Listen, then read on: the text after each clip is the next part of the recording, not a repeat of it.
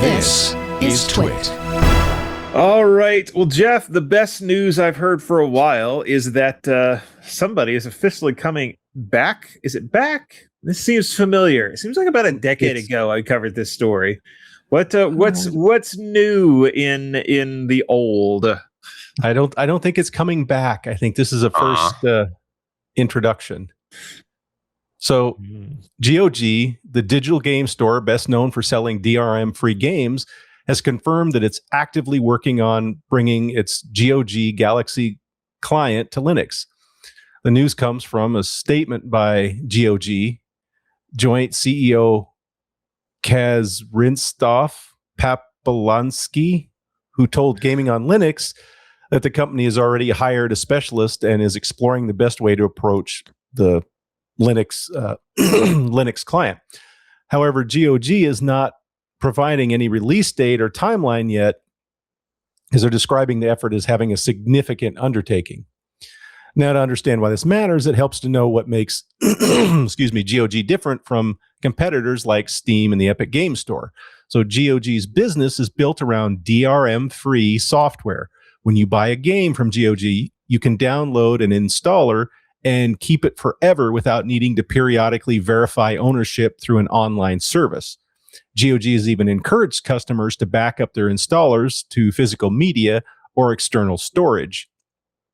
In contrast, Steam and Epic and others generally require that their respective clients and accounts to manage purchased games is, you get on the internet every so often and hit their database.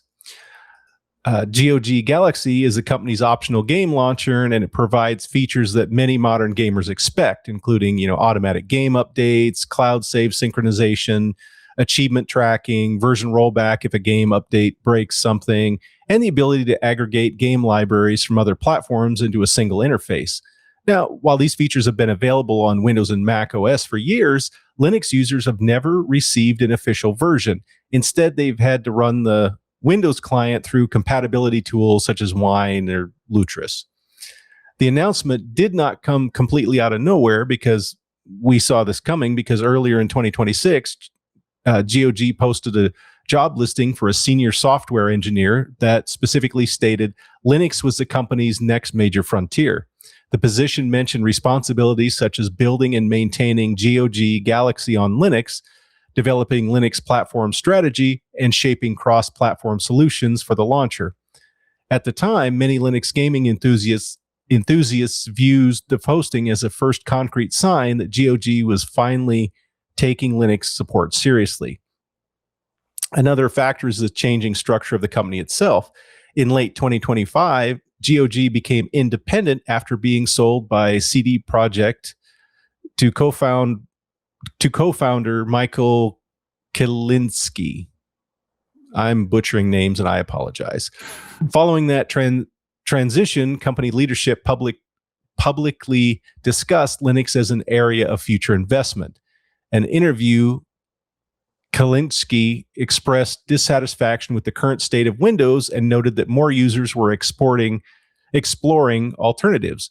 GOG management also identified Linux support as part of the company's strategic plans for the year. From a Linux gaming perspective, the timing is interesting because Linux gaming has changed dramatically over the past few years, largely due to Valve's investments in Proton and the Steam Deck and the supporting ecosystem for those. Many Windows games now run surprisingly well on Linux thanks to compatibility layers. Now, however, GOG has always been at a disadvantage because its launcher never made the jump. So Linux users often rely on third-party tools such as Heroic Games Launcher or Lutris to download and manage GOG purchases. While those tools work well, they're not official solutions and sometimes lack feature parity with GOG Galaxy. Now, there's still unanswered questions. GOG has not said whether the Linux version will support Windows games through Proton or Wine, or whether it will initially focus on native Linux games. We don't know. Observers in the Linux gaming community have pointed out that the launcher alone may not be enough. So Steam's success on Linux is tied not only to the Steam itself, but to Proton. The compatibility layer is what makes thousands of Windows games playable. Now, since Proton's open source, it's technically possible for GOG to build upon similar technology, but the company has not announced any specific plans. The broader significance of the announcement may be less about convenience and more about software ownership. The article argues that GOG's model is increasingly important as the gaming industry becomes more dependent on digital storefronts. Recent examples of games there's recent examples of games being delisted from online stores, and they've highlighted how access can disappear when purchasing or platforms change direction. At the same time, physical media continues to decline across the industry. As gaming becomes more digital, GOG's DRM-free approach gives users an unusual level of control over the software they purchase. Now, for Linux users specifically, an official GOG Galaxy client would represent a long-requested piece of infrastructure. It would provide first-party support rather than relying on community-developed workarounds. It would also signal that GOG sees Linux as a meaningful platform rather than a niche hobbyist operating system. Whether that translates into better Linux gaming support from publishers remains to be seen, but it would be one of the most significant investments GOG has made into the platform to date.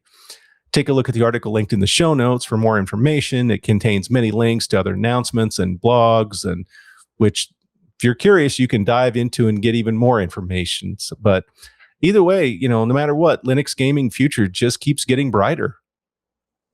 That's cool. Yeah. Very cool. So I still, every time I see GOG, I think good old games, because that's what it started out as originally. And of course, it has sort of moved beyond that, although there are a bunch of old games still available on the platform. But GOG got purchased by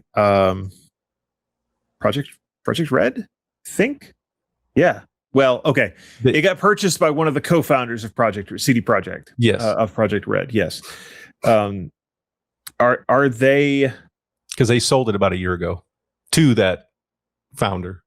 Yeah, I'm trying to remember. They merged together and then they split back, and now Michael has acquired GOG from CD Projekt. Okay, so they split it back apart. Yes, interesting. Yeah. Some kind of weird history, but like at the same time, they. Obviously, you can still buy the CD Projekt games at GOG, so they are not above making each other money. Yeah, and like I said, as soon as they sold, they started talking Linux. So that was a kind of a fundamental shift in the company. Yeah, from what they historically had, didn't care about Linux. Yeah, interesting. But that's a good trend to see lately. Yeah, well, and I still see more and more of the tech influencers, the media people, they're running Linux and they're talking about Linux, and it's not just, we did this one experiment, we'll come back in a year. It's like, no, I'm sticking on this. I'm trying it. Here's what I'm doing. It's creeping into the mainstream more and more. Mm-hmm. Yeah, absolutely. I think saw one where Linus from Linux Tech Tips, or Linus Tech Tips, said, I'm not going back to Windows. Yeah, interesting. I think we should start every show by saying I apologize in advance for all the names we're going to butcher on here, that we can get that out of the way. Yeah, there you go. Just have a blanket. Make it part of the show description. I thought we did. Make it part of the Make it part of the show description. Our four hosts are from the middle of America, and they don't know how to pronounce anybody's names. Deal with it. That's not. Well, we know how to pronounce them the way Mid-Americans do. Indeed. If you enjoyed this clip, be sure to check out the Untitled Linux Show. You can find us in your favorite podcasting app or subscribe to our YouTube channel down in the links below. See you there.